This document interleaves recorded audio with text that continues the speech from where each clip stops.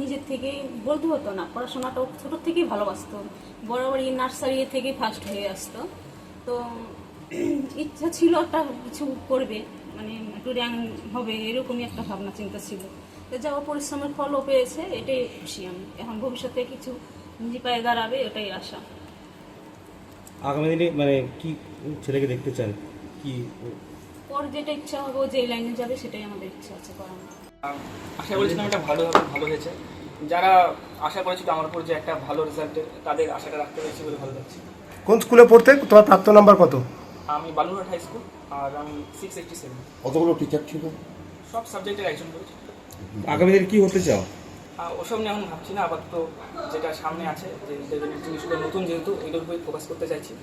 তো এটা আগে ভালো করে করি, তারপর এগুলোকে আয়ত্ত আসলে ভালো লাগে। টেস্টে কত নাম্বার ছিল তোমার? 682।